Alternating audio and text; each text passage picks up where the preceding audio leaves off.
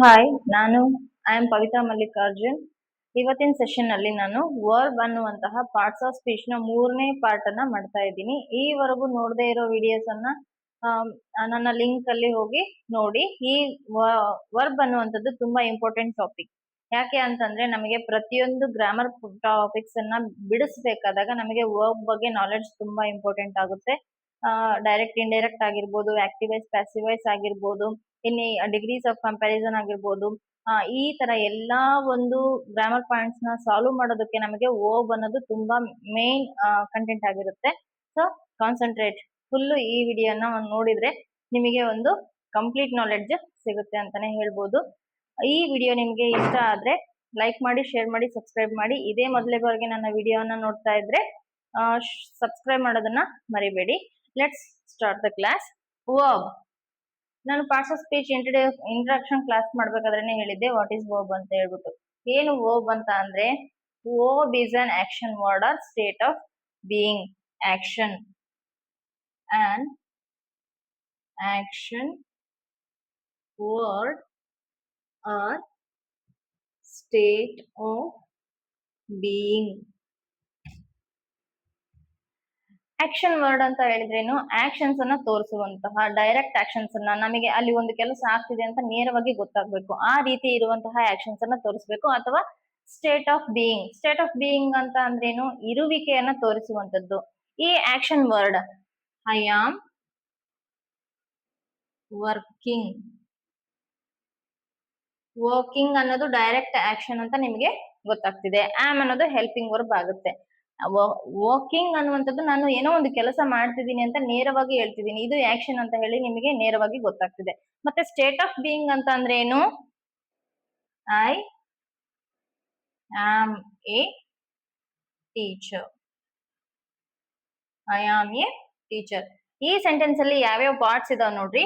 First I ಅನ್ನುವಂಥದ್ದು subject ಆಗುತ್ತೆ, am ಅನ್ನುವಂಥದ್ದು ವರ್ಬ್ ಆಗುತ್ತೆ, ಟೀಚರ್ ಅನ್ನುವಂಥದ್ದು ಆಬ್ಜೆಕ್ಟ್ ಆಗುತ್ತೆ. ಒಂದು ಕಂಪ್ಲೀಟ್ ಸೆಂಟೆನ್ಸ್ ಆಗ್ಬೇಕಾದ್ರೆ ನಮಗೆ ಸಬ್ಜೆಕ್ಟ್ ಮತ್ತೆ ವರ್ಬ್ ವೆರಿ ಇಂಪಾರ್ಟೆಂಟ್. ಜೊತೆಗೆ ಆಬ್ಜೆಕ್ಟ್ ಇದ್ರೆ ಕೆಲವು ಸಲ ಫುಲ್ ಮೀನಿಂಗ್ ಕೊಡುತ್ತೆ, ವಿತೌಟ್ ಆಬ್ಜೆಕ್ಟ್ ಕೂಡ ಕೆಲವು ಸಲ ಮೀನಿಂಗ್ ಅನ್ನ ಕೊಡುತ್ತೆ. ನಾವು ಈ ಕ್ಲಾಸ್ ಅಲ್ಲಿ ಅದನ್ನ ಕ್ಲಿಯರ್ ಮಾಡ್ಕೊಳ್ಳೋಣ. ಈಗ ನೋಡ್ರಿ, ಸಬ್ಜೆಕ್ಟ್ ಇದೆ, ವರ್ಬ್ ಇದೆ, ಆಬ್ಜೆಕ್ಟ್ ಇದೆ. Sometimes helping verbs are also working as main verb. ಅಂತಂದ್ರೇನು? ಸ್ಟೇಟ್ ಆಫ್ ಬೀಯಿಂಗ್ ಅನ್ನ ತೋರಿಸ್ತಿದೆ. ನಾನು ಈಗ ಟೀಚರ್ ಆಗಿ ಇದ್ದೀನಿ, ನಾನು ಒಬ್ಬ ಟೀಚರ್ ಆಗಿದ್ದೀನಿ ಅಂತ ಹೇಳಿ ಹೇಳೋದಕ್ಕೆ ನಾವು ಆಮ್ ಅನ್ನುವಂತಹ ಹೆಲ್ಪಿಂಗ್ ವರ್ಬ್ ಅನ್ನ ಮೇನ್ ವರ್ಬ್ ಆಗಿ ಬಳಕೆ ಮಾಡ್ಕೊಳ್ತಿದೀವಿ. ಇರುವಿಕೆಯನ್ನ ತೋರಿಸೋದಕ್ಕೆ ಕೂಡ ನಾವು ಸಮಟೈಮ್ಸ್ ವರ್ಬ್ ಅಂತ ಕರಿತೀವಿ. ಇದು ಕ್ಲಿಯರ್ ಆಯ್ತು ಅನ್ಕೋತೀನಿ. ವರ್ಬ್ ಅಲ್ಲಿ 2 ಟೈಪ್ಸ್ ಆಫ್ ವರ್ಬ್ಸ್ ಇದಾವೆ. ಯಾವ್ಯಾವು ಅಂತ ಅಂದ್ರೆ, ಮೊದಲನೇದಾಗಿ first one is main verb. It is also called as principal verb. Principal verb. Main verb or principal verb. Second type is helping verb, or it is also called as auxiliary verb. Auxiliary verb. First one is main verb, second one is helping verb. Main verb is also called as principal verb. Helping verb is also called as auxiliary verb. ಈಗ what is mean by main verb? It shows a direct action. ಅಂದ್ರೆ ಏನು? ನೇರವಾಗಿ ಕ್ರಿಯೆಗಳನ್ನ ಸೂಚಿಸಿದ್ರೆ ನಮಗೆ ಅದು main verb ಅಥವಾ principal verb ಆಗುತ್ತೆ. ಅವು ಎಂತೆಂತ ವರ್ಬ್ಸ್ ಆಗಿರ್ತವೆ ನೋಡಿ. ಸ್ವೀಪ್, ಜಂಪ್, ಆಮೇಲೆ ಡ್ರಿಂಕ್. ನೋಡಿದ ತಕ್ಷಣ ಅಲ್ಲಿ ಏನೋ ಒಂದು ಕೆಲಸ ನಡೀತಿದೆ ಅಂತ ನಮಗೆ ಗೊತ್ತಾಗ್ಬೇಕು. ಆ ರೀತಿ ಇರುವಂತಹ ಒಂದು ಕ್ರಿಯಾಪದಗಳನ್ನ ನಾವು main verb or principal verb ಅಂತ ಕರಿತೀವಿ. ಸೆಕೆಂಡ್ ಟೈಪ್ ಹೆಲ್ಪಿಂಗ್ ವರ್ಬ್ಸ್ ಅಂದ್ರೆ ಏನಂಗದ್ರೆ, ಆಕ್ಸಿಲರಿ ವರ್ಬ್ಸ್ ಅಂದ್ರೆ ಏನು? It self it denotes. ಏನಂತ ಹೇಳ್ತಿದೆ? ಇದರ ಹೆಸರೇ ನಮಗೆ ಹೇಳ್ತಾ ಇದೆ ಹೆಲ್ಪಿಂಗ್. ಹೆಲ್ಪ್ ಅಂದ್ರೆ ಏನು? ಸಹಾಯ ಮಾಡುವಂತದ್ದು. ಯಾವುದಕ್ಕೆ ಸಹಾಯ ಮಾಡುತ್ತೆ ಹೆಲ್ಪಿಂಗ್ ವರ್ಬ್? ಮೇನ್ ವರ್ಬ್ಗೆ ಸಹಾಯ ಮಾಡುತ್ತೆ. These kinds of verbs are helps to main verb or principal verb. Principal verb or main ವರ್ಬ್ಗೆ ನಮಗೆ ಸಹಾಯ ಮಾಡುವಂತಹ ಕ್ರಿಯಾಪದಗಳೇ ಸಹಾಯಕ ಕ್ರಿಯಾಪದಗಳು or helping verb or auxiliary verb. ಅರ್ಥ ಆಯ್ತಲ್ಲ? ಹೆಲ್ಪಿಂಗ್ ವರ್ಬ್ಸ್ ಯಾವ್ಯಾವ ಬರ್ತವೆ ನೋಡ್ರಿ. ಬಿ ಫಾರ್ಮ್ ವರ್ಬ್ಸ್ ಬರ್ತವೆ, ಹ್ಯಾವ್ ಫಾರ್ಮ್ ವರ್ಬ್ಸ್ ಬರ್ತವೆ ಅಂಡ್ ಡೂ ಫಾರ್ಮ್ ವರ್ಬ್ಸ್ ಕೂಡ ಬರ್ತವೆ. Be form verbs, have form verbs, do form verbs. Be form verbs ಯಾವ್ಯಾವ ಹಂಗಾದ್ರೆ is, am, are, was and were. ಇವೆಲ್ಲ ಕೂಡ ನಮಗೆ ಬಿ ಫಾರ್ಮ್ ವರ್ಬ್ಸ್ ಆಗ್ತವೆ. ಹ್ಯಾವ್ ಫಾರ್ಮ್ ವರ್ಬ್ಸ್ ಯಾವ್ಯಾವು ಹಂಗಾದ್ರೆ ಹ್ಯಾವ್, ಹ್ಯಾಸ್ ಅಂಡ್ ಹ್ಯಾಡ್. ಇವೆಲ್ಲ ಕೂಡ ಹ್ಯಾವ್ ಫಾರ್ಮ್ ವರ್ಬ್ಸ್ ಆಗ್ತವೆ. ಮತ್ತೆ ಡೂ ಫಾರ್ಮ್ ವರ್ಬ್ಸ್ ಯಾವ್ಯಾವು ಡೂ, ಡಸ್, ಡಿಡ್. ಇಷ್ಟೇನ ನಮಗೆ ಹೆಲ್ಪಿಂಗ್ ವರ್ಬ್ಸ್ ಇಂಗ್ಲಿಷ್ ನಲ್ಲಿ ಇರೋದು? ಅಲ್ಲ, ಇನ್ನು ಬಹಳಷ್ಟು ಹೆಲ್ಪಿಂಗ್ ವರ್ಬ್ಸ್ ಇದಾವೆ. ಯಾವ್ಯಾವು ಅಂತಂದ್ರೆ can, could, may, might and shall, should, would, will. ಇವೆಲ್ಲ ಕೂಡ ಇನ್ನು ಮುಂತಾದವು ಎಕ್ಸೆಟ್ರಾ. ಈ ರೀತಿಯಾದಂತಹ ವರ್ಬ್ಸ್ ಎಲ್ಲ ಕೂಡ ನಮಗೆ ಹೆಲ್ಪಿಂಗ್ ವರ್ಬ್ಸ್ ಅಂತ ಕಲಿತೀವಿ. ಈ ಟೆನ್ಸಸ್ ಅನ್ನ ಕಲಿಬೇಕಾದಾಗ ನಮಗೆ ಹೆಲ್ಪಿಂಗ್ ವರ್ಬ್ಸ್ ತುಂಬಾನೇ ಇಂಪಾರ್ಟೆಂಟ್. ಹೆಲ್ಪಿಂಗ್ ವರ್ಬ್ಸ್ ಬಗ್ಗೆ ನಮಗೆ ನಾಲೆಡ್ಜ್ ಇಲ್ಲ ಅಂದ್ರೆ ಟೆನ್ಸಸ್ ಅರ್ಥ ಆಗೋದು ತುಂಬಾ ಕಡಿಮೆ. ಯೂಸೇಜ್ ಆಫ್ ಹೆಲ್ಪಿಂಗ್ ವರ್ಬ್ಸ್ ಅನ್ನ ನಾನು ನೆಕ್ಸ್ಟ್ ವಿಡಿಯೋನಲ್ಲಿ ಮಾಡ್ತೀನಿ. ಈಗ ವರ್ಬ್ಸ್ ಅನ್ನುವಂತ ಕಂಟೆಂಟ್ ಕ್ಲಿಯರ್ ಮಾಡ್ಕೊಳ್ಳೋಣ. ಈಗ ಇಷ್ಟೇನ ವರ್ಬ್ಸ್ ಬಗ್ಗೆ? ಇಲ್ಲ, ಇನ್ನೂ ಇದೆ ನೋಡಿ. ಮೇನ್ ವರ್ಬ್ ಅಲ್ಲಿ ಮತ್ತೆ ನಾವು 2 ಟೈಪ್ಸ್ ಆಗಿ ಡಿವೈಡ್ ಮಾಡ್ತೀವಿ. ಅದನ್ನ ನೋಡೋಣ.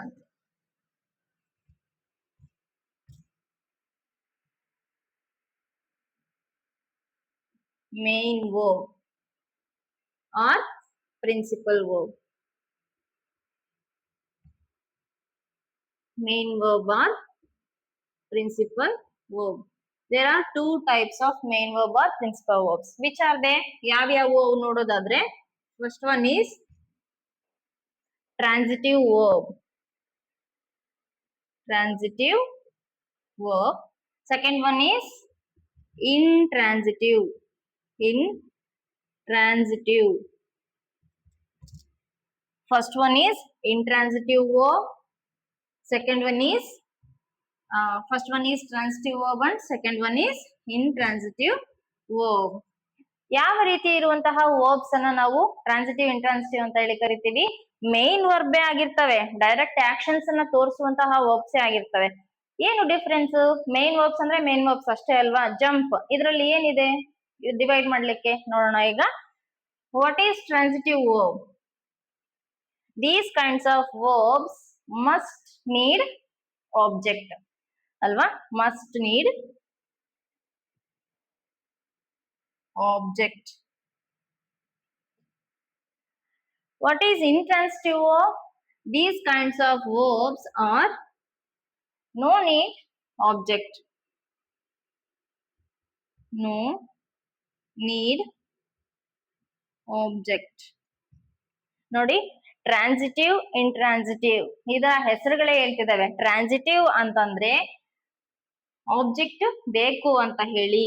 ಇಂಟ್ರಾನ್ಸಿಟಿವ್ ಅಂದ್ರೆ ನಾವು ಪ್ರಿಫಿಕ್ಸ್, ಸಫಿಕ್ಸ್ ಮಾಡ್ತೀವಲ್ವಾ, ಆ ರೀತಿಯಾಗಿ ಆಪೋಸಿಟ್ ವರ್ಡ್ ಅಂತ ನೆನ್ಪಿಟ್ಕೊಂಡ್ರೆ ನಮಗೆ ಚೆನ್ನಾಗಿ ನೆನಪಿರುತ್ತೆ. ಇನ್ ಅಂತ ಸೇರಿಸಿದ್ರೆ ನಮಗೆ ಅಲ್ಲಿ ನೆಗೆಟಿವ್ ಅಂತ ಹೇಳಿ ಅರ್ಥ. ಸೊ ಇಲ್ಲಿ ನಮಗೆ ಆಬ್ಜೆಕ್ಟ್ ನೆಸೆಸಿಟಿ ಇಲ್ಲ. ಸಮ್ ಟೈಮ್ಸ್ ಇರಬಹುದು, ಇಲ್ದು ಕೂಡ ಅದು ಮ್ಯಾನೇಜ್ ಆಗ್ಬಿಡುತ್ತೆ. ಈ ರೀತಿ ಇರುವಂತಹ ವರ್ಬ್ಸ್ ಗೆ ನಾವು ಇಂಟ್ರಾನ್ಸಿಟಿವ್ ವರ್ಬ್ಸ್ ಅಂತ ಕರಿತೀವಿ. ಈಗ ಎಕ್ಸಾಂಪಲ್ಸ್ ಅನ್ನು ನೋಡೋಣ. ಟ್ರಾನ್ಸಿಟಿವ್ ವರ್ಬ್ ಅಂತಂದ್ರೇನು?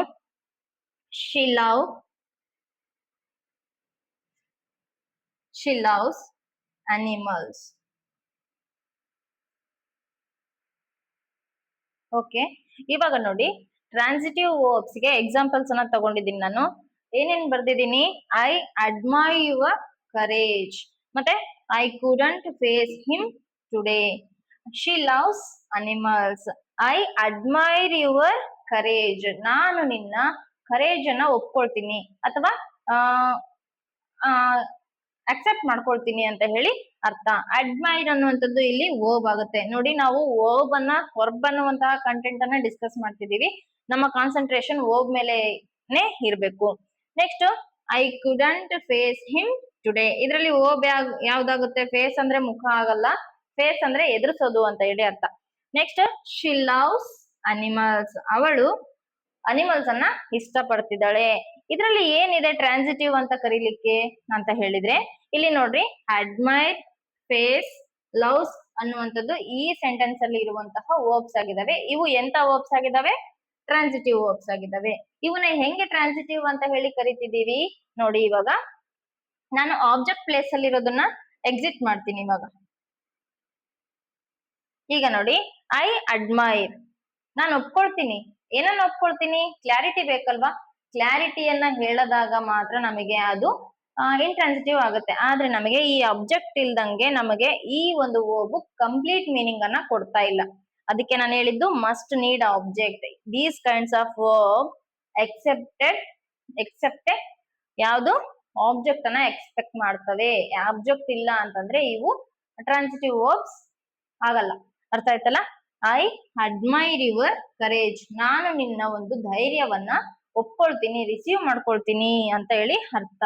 ಏನನ್ನ ರಿಸೀವ್ ಮಾಡ್ಕೊಳ್ತೀನಿ ಅನ್ನೋದು ಗೊತ್ತಾಗ್ಬೇಕಲ್ಲ. ಸೊ ಅವರ ಕರೇಜ್ ಅನ್ನ. Next, I couldn't face him today. I couldn't face, ನನಗೆ ಎದುರಿಸಕ್ಕೆ ಆಗ್ಲಿಲ್ಲ. ಏನನ್ನ? ಹಿಮ್ ಟುಡೇ, ಅವರನ್ನ. ಯಾರನ್ನ? ಅವರನ್ನ ಫೇಸ್ ಮಾಡ್ಲಿಕ್ಕೆ ಆಗಲ್ಲ. ಐ ಕುಡಂಟ್ ಫೇಸ್, ನನಗೆ ಎದುರಿಸಿಕೆ ಆಗ್ಲಿಲ್ಲ. ಅವಾಗ ಯಾರನ್ನ, ಏನನ್ನ ಅಂತ ನಾವು ಆನ್ಸರ್ ಮಾಡ್ಲೇಬೇಕಲ್ವಾ? ಸೊ ಈ ರೀತಿಯಾಗಿ ನಮಗೆ ಆನ್ಸರ್ ಸಿಗಬೇಕು. ಆ ರೀತಿ ಇದ್ರೆ ನಮಗೆ ಅದನ್ನ ಟ್ರಾನ್ಸಿಟಿವ್ ವರ್ಬ್ಸ್ ಅಂತ ಹೇಳಿ ಕರಿತೀವಿ. ಫೇಸ್, ಹಿಮ್, ಟುಡೇ ಅನ್ನುವಂಥದ್ದು ಇಲ್ಲಿ ಕಂಪಲ್ಸರಿಯಾಗಿ ಬೇಕಾಗಿರುವಂತಹ object. She loves animals. She loves what ಅಲ್ವಾ? ವಾಟ್ ಅನ್ನುವಂತಹ ಒಂದು ಕ್ವಶನ್ ಉತ್ಪತ್ತಿ ಆಗ್ತಿದೆ, ಅದಕ್ಕೋಸ್ಕರ ಇದು ಕೂಡ ಟ್ರಾನ್ಸಿಟಿವ್ ವರ್ಬ್ ಆಗುತ್ತೆ. ಅರ್ಥ ಆಯ್ತಲ್ಲ? Next, intransitive verbs. Intransitive verbs ಅಂತ ಅಂದ್ರೆ ಏನು ಅಂತ ಹೇಳಿ ನಾನು ಅವಾಗಲೇ ಹೇಳಿದೆ. No need object. ಈ ರೀತಿಯಾದಂತಹ ಸ್ಟೇಟ್ಮೆಂಟ್ ಗಳಲ್ಲಿ ವರ್ಬ್ ಗಳಿಗೆ ಯಾವುದೇ ರೀತಿಯ ಆಬ್ಜೆಕ್ಟ್ ನ ಅವಶ್ಯಕತೆ ಇಲ್ಲ. ಹೆಂಗೆ? The baby cried. ವರ್ಬ್ ಏನಾಗುತ್ತೆ ಇಲ್ಲಿ? ಕ್ರೈಡ್ ಅನ್ನುವಂತ ಒಂದು ವರ್ಬ್ ಇದೆ. Next, the bird flies. ಒಂದು ಹಕ್ಕಿ ಹಾರ್ತಾ ಇದೆ. He runs fast. Runs fast. Fast ಕೂಡ ಆಬ್ಜೆಕ್ಟ್ ವರ್ಬೇ ಆಗುತ್ತೆ. ಯಾಕೆ? ರನ್ ನ ಬಗ್ಗೆ ಎಕ್ಸ್ಟ್ರಾ ಇನ್ಫಾರ್ಮೇಶನ್ ಕೊಡ್ತಾ ಇದೆ. ನಾನು ಇಂಟ್ರೊಡಕ್ಷನ್ ಕ್ಲಾಸ್ ನಲ್ಲಿ ಹೇಳಿದ್ದೆ, ವರ್ಬ್ ಬಗ್ಗೆ ಎಕ್ಸ್ಟ್ರಾ ಇನ್ಫಾರ್ಮೇಶನ್ ಕೊಟ್ರೆ ಅಡ್ವರ್ಬ್ ಅಂತೀವಿ. ಅಡ್ವರ್ಬು ಏನ್ ಡಿಫ್ರೆನ್ಸ್ ಇಲ್ಲ, ಇವೆರಡು ಕೂಡ ಒಂದೇ ವರ್ಡ್ಸ್ ಅಂತ ಹೇಳಿ ನಾವು ಕನ್ಸಿಡರ್ ಮಾಡ್ಬೇಕು. ಈಗ ವರ್ಬ್ ಅನ್ನುವಂಥದ್ದು ಯಾವ್ಯಾವ ವರ್ಡ್ಸ್ ಇದಾವೆ ಇಲ್ಲಿ? ಕ್ರೈಡ್ ಅನ್ನುವಂತ ವರ್ಬ್ ಇದೆ, ಫ್ಲೈಸ್ ಅನ್ನುವಂತ ವರ್ಬ್ ಇದೆ, ಈ ರನ್ಸ್ ಫಾಸ್ಟ್ ಅನ್ನುವಂತಹ ಒಂದು ವರ್ಬ್ ಇದೆ. ಈ ರೀತಿಯಾದಂತಹ ವರ್ಬ್ಸ್ ಗಳನ್ನ ನಾವು ಇಂಟ್ರಾನ್ಸಿಟಿವ್ ವರ್ಬ್ಸ್ ಅಂತ ಹೇಳಿ ಕರಿತೀವಿ. ಯಾಕೆ? ಈಗ ನೋಡ್ರಿ, ಇದಕ್ಕೆ ಏನಾದ್ರೂ ಆಬ್ಜೆಕ್ಟ್ ಕೇಳ್ತಿದೆನಾ? ಈ ಸ್ಟೇಟ್ಮೆಂಟ್ ಫುಲ್ ಮೀನಿಂಗ್ ಕೊಡ್ತಾ ಇದೆ. ಯಾವುದೇ ರೀತಿಯಾದಂತಹ ಆಬ್ಜೆಕ್ಟ್ ಇಲ್ಲ. ಈ ಸ್ಟೇಟ್ಮೆಂಟ್ ಅಲ್ಲಿ ಯಾವ್ಯಾವ ಪಾರ್ಟ್ಸ್ ಇದಾವೆ? ಸಬ್ಜೆಕ್ಟ್ ಇದೆ, ವರ್ಬ್ ಇದೆ. Baby, the baby cried. ಆ ಮಗು ಅಳ್ತಾ ಇತ್ತು, ಮುಗಿತ್ತು. ಅದಕ್ಕೆ ಏನು, ಯಾರಿಗೆ ಅಂತ ಹೇಳಿ ಕ್ವಶನ್ ಹುಟ್ಟತಾ ಇಲ್ಲ. ಅದಕ್ಕೋಸ್ಕರ ಇದು ಇಂಟ್ರಾನ್ಸಿಟಿವ್ ವರ್ಬ್ ಆಗುತ್ತೆ. The bird flies. ಹಕ್ಕಿ ಹಾರ್ತಾ ಇದೆ. ಯಾಕೆ ಹಾರ್ತಿದೆ? ಯಾರಿಗೆ ಹಾರ್ತಿದೆ ಅಂತ ಕೇಳಕ್ ಬರುತ್ತಾ? ಸೊ ಈ ರೀತಿಯಾದಂತಹ ಕ್ವಶನ್ಸ್ ಉತ್ಪತ್ತಿ ಆಗ್ಲಿಲ್ಲ ಅಂದ್ರೆ ಅದು ನಮಗೆ ಇಂಟ್ರಾನ್ಸಿಟಿವ್ ವರ್ಬ್ಸ್ ಆಗ್ತವೆ. ಮತ್ತೆ ಹಿ runs fast.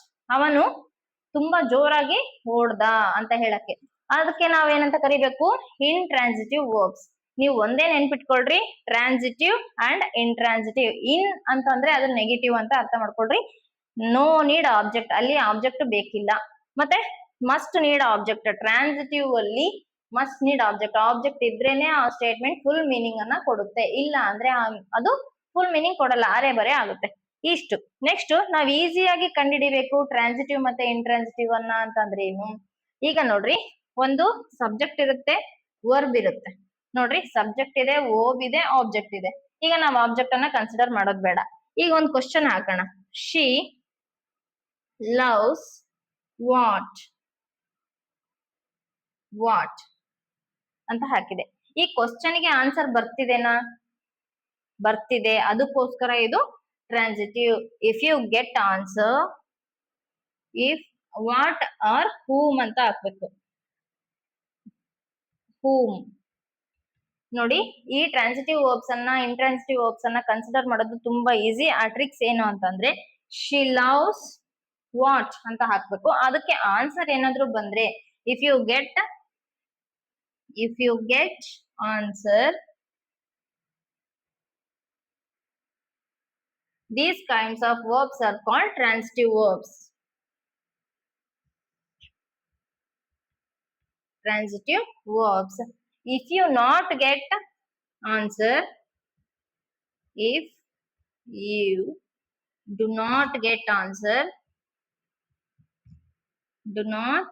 get answer, these kinds of verbs are called intransitive verbs. ಇದು ಕ್ಲಿಯರ್ ಅಲ್ಲ? ಟ್ರಾನ್ಸಿಟಿವ್ ಮತ್ತೆ ಇಂಟ್ರಾನ್ಸಿಟಿವ್ ವರ್ಬ್ಸ್. ನಾವು ವಾಯ್ಸಸ್ ಅನ್ನ ಕಲಿಬೇಕಾದ್ರೆ ಈ ಟ್ರಾನ್ಸಿಟಿವ್ ಮತ್ತೆ ಇಂಟ್ರಾನ್ಸಿಟಿವ್ ವರ್ಬ್ಸ್ ನ ಬಗ್ಗೆ ನಾಲೆಡ್ಜ್ ತುಂಬಾ ಇಂಪಾರ್ಟೆಂಟ್. ಮತ್ತೆ ಇಷ್ಟೇನಾ ವರ್ಬ್ ಅಲ್ಲಿ ಇನ್ನೂ ಒಂದು ಪಾರ್ಟ್ ಬರುತ್ತೆ, ಅದು ಏನಂತ ನೋಡೋಣ. ಇಷ್ಟೊತ್ತು ನಾವು ಟ್ರಾನ್ಸಿಟಿವ್ ಮತ್ತೆ ಇಂಟ್ರಾನ್ಸಿಟಿವ್ ಬಗ್ಗೆ ಡಿಸ್ಕಸ್ ಮಾಡಿದ್ವಿ. ಮತ್ತೆ ಟ್ರಾನ್ಸಿಟಿವ್ ಅಲ್ಲಿ 2 ಟೈಪ್ಸ್ ಆಫ್ ಆಬ್ಜೆಕ್ಟ್ ಬರ್ತವೆ. ಯಾವ್ಯಾವು? ಟ್ರಾನ್ಸಿಟಿವ್ ವರ್ಬ್ಸ್ ನಲ್ಲಿ ನಾವ್ ಎಂತೆಂತ ಆಬ್ಜೆಕ್ಟ್ ಅನ್ನ ಬಳಸ್ತೀವಿ ಅಂತ ಹೇಳ್ಬಿಟ್ಟು 2 ಟೈಪ್ಸ್ ಆಫ್ ಆಬ್ಜೆಕ್ಟ್ ಬರ್ತವೆ. ಅವು ಯಾವ್ಯಾವು ಆಬ್ಜೆಕ್ಟ್ಸ್ ಅಂತಂದ್ರೆ, ಟ್ರಾನ್ಸಿಟಿವ್ ವರ್ಬ್ಸ್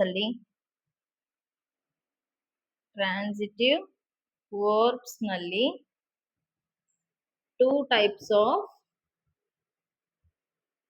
ಆಬ್ಜೆಕ್ಟ್ಸ್ ಬರ್ತವೆ. ವರ್ಬ್ಗೂ ಆಬ್ಜೆಕ್ಟ್ಗೂ ಸಬ್ಜೆಕ್ಟ್ಗೂ ತುಂಬಾ ಡಿಫರೆನ್ಸ್ ಇದೆ. ನಾನು ಇಲ್ಲಿ ಆಬ್ಜೆಕ್ಟ್ ಅಂತ ಬರೆದಿರೋಂತ ಪ್ಲೇಸ್ ಅಲ್ಲಿ ನೀವು ಬೇರೆ ಸಬ್ಜೆಕ್ಟ್ ಅಥವಾ ವರ್ಬ್ ಅಥವಾ ಬೇರೆ ಏನೋ ಹಾಕೊಂಡ್ಬಿಟ್ಟಿರಂದ್ರೆ ಆ ಮೀನಿಂಗ್ ಕೆಟ್ಟೋಗುತ್ತೆ. ನೋಡಿ, ಈ ಟ್ರಾನ್ಸಿಟಿವ್ ವರ್ಬ್ಸ್ ಅಲ್ಲಿ 2 ಟೈಪ್ಸ್ ಇದಾವೆ. ಯಾವ್ಯಾವು ಅಂತಂದ್ರೆ ಆಬ್ಜೆಕ್ಟ್ಸ್. ಯಾವ್ಯಾವು ಅವು? ಒಂದನೇದು direct object,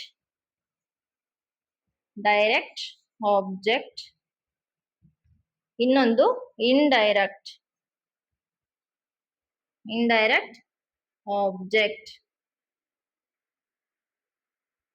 direct object, indirect object, ಇವುಗಳನ್ನ ನಾವು ಈ ಒಂದು ಎಕ್ಸಾಂಪಲ್ಸ್ ನ ಮುಖಾಂತರವಾಗಿ ನೋಡೋಣಂತೆ. ನೋಡಿ, Lata brought her a glass of a water. Lata brought her a glass of a water. ಇದರಲ್ಲಿ ಎಷ್ಟು ಆಬ್ಜೆಕ್ಟ್ ಕಾಣ್ತಿದಾವೆ ನಿಮಗೆ? ನೋಡಿ, ಇದು ಒಂದು ಸಬ್ಜೆಕ್ಟ್. ನೋಡಿ, ಸ್ಟೇಟ್ಮೆಂಟ್ ಅಲ್ಲಿ ಬರುವಂತಹ ಫಸ್ಟ್ ವರ್ಡ್ ಗಳು ಯಾವಾಗ್ಲೂ ಸಬ್ಜೆಕ್ಟ್ಸ್ ಆಗಿರ್ತವೆ. ಸಬ್ಜೆಕ್ಟ್ ಆದ ತಕ್ಷಣನೇ ವರ್ಬ್ಸ್ ಬರ್ತವೆ. ಅದಾದ್ಮೇಲೆ ಆಬ್ಜೆಕ್ಟ್. ಇಲ್ಲಿ ನೋಡಿ, 2 ಆಬ್ಜೆಕ್ಟ್ಸ್ ಕಾಣಿಸ್ತಿದಾವೆ ನಮಗೆ. ಹರ್ ಅನ್ನುವಂಥದ್ದು ಒಂದು ಆಬ್ಜೆಕ್ಟ್, ಮತ್ತೆ ಎ ಗ್ಲಾಸ್ ಆಫ್ ವಾಟರ್ ಅನ್ನೋದು ಒಂದು ಆಬ್ಜೆಕ್ಟ್. ಈಗ ಇಲ್ಲಿ ಪ್ರನೌನ್ಸ್ ಅನ್ನ ತೋರಿಸ್ತಿದ್ರೆ ನಮಗೆ ಅದು ಎಂತ ಆಬ್ಜೆಕ್ಟ್ ಆಗುತ್ತೆ ಹೇಳಿ ನೋಡೋಣ?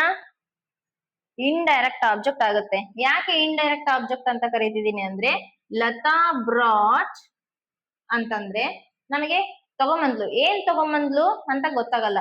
ಸೊ ಹರ್, ಯಾರಿಗ್ ತಗೊಂಬಂದ್ಲು, ಯಾರಿಗೇನೋ ಪ್ರಶ್ನೆ ಬಂತಲ್ಲ, ಸೊ ಅದು ಇವಾಗ indirect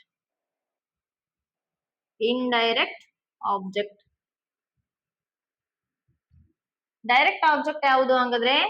end of the statement ಇರುವಂತದ್ದು ನಮಗೆ ಡೈರೆಕ್ಟ್ ಆಬ್ಜೆಕ್ಟ್ ಆಗುತ್ತೆ. Direct object. ಇನ್ನೊಂದು ಸ್ಟೇಟ್ಮೆಂಟ್ ಇದೆ ನೋಡಿ, ಹಿ ಸೆಂಟ್ ಹರ್ ಎ ಲೆಟರ್. ಅವನು ಅವಳಿಗೊಂದು ಪತ್ರವನ್ನ ಕಳಿಸಿದ.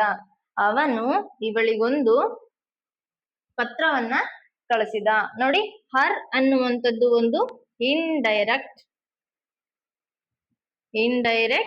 ಆಬ್ಜೆಕ್ಟ್. ಎ ಲೆಟರ್ ಅನ್ನುವಂಥದ್ದು ಡೈರೆಕ್ಟ್ ಆಬ್ಜೆಕ್ಟ್. ಅರ್ಥ ಆಯ್ತಲ್ಲ? ಇಂಡೈರೆಕ್ಟ್ ಆಬ್ಜೆಕ್ಟ್ ಅಂತ ಅಂದ್ರೆ ನಮಗೆ ಪರೋಕ್ಷವಾದಂತಹ ಒಂದು ಕರ್ಮಪದ ಆಗಿರ್ಬೇಕು. ಕರ್ಮಪದ, ಕೆಲಸ ಮಾಡಿಸ್ಕೊಳ್ತಾ ಇರುವಂತಹ ವ್ಯಕ್ತಿ ಅಂತ ಅನ್ಕೊಳ್ರಿ. ಮಾಡಿಸ್ಕೊಳ್ತಾ ಇರುವಂತವ್ರು. ಕರ್ತೃಪದ, ಸಬ್ಜೆಕ್ಟ್ ಅಂದ್ರೆ ಏನು? ಕೆಲಸ ಮಾಡುವ ವ್ಯಕ್ತಿ. ವರ್ಕ್ ಮಾಡ್ತಾ ಇರುವಂತಹ ವ್ಯಕ್ತಿಗೆ ನಾವು ಸಬ್ಜೆಕ್ಟ್ ಅಂತೀವಿ. ವರ್ಕ್ ಮಾಡಿಸ್ಕೊಳ್ತಾ ಇರೋರಿಗೆ ನಾವು ಆಬ್ಜೆಕ್ಟ್ ಅಂತ ಕರಿತೀವಿ. ಸೊ 2 ಟೈಪ್ಸ್ ಆಫ್ ಆಬ್ಜೆಕ್ಟ್, ಒಂದು ಡೈರೆಕ್ಟ್ ಆಬ್ಜೆಕ್ಟ್, ಇನ್ನೊಂದು ಇಂಡೈರೆಕ್ಟ್ ಆಬ್ಜೆಕ್ಟ್. ಡೈರೆಕ್ಟ್ ಆಬ್ಜೆಕ್ಟ್ ಅಂತ ಹೇಳಿದ್ರೆ ನಮಗೆ ನೇರವಾಗಿರುವಂತಹ ಕರ್ತೃಪದ ನಮಗೆ ಕಾಣಿಸ್ಬೇಕು, ಆಬ್ಜೆಕ್ಟ್ ಅನ್ನುವಂಥದ್ದು ಕಾಣಿಸ್ಬೇಕು. ಇಂಡೈರೆಕ್ಟ್ ಅಂತಂದ್ರೆ ಪರೋಕ್ಷವಾಗಿ ನಮಗೆ ಯಾರು ಕೆಲಸ ಮಾಡಿಸ್ಕೊಳ್ತಿದ್ದಾರೆ ಅನ್ನೋದು ಗೊತ್ತಾಗ್ಬೇಕು. ಈ ರೀತಿಯಾಗಿದ್ರೆ ನಾವು ಅದನ್ನ ಇಂಡೈರೆಕ್ಟ್ ಆಬ್ಜೆಕ್ಟ್ ಅಂತ ಕರಿತೀವಿ. This is all about today's session. If you like this video, please like, share, subscribe and comment for my video. Thank you for watching.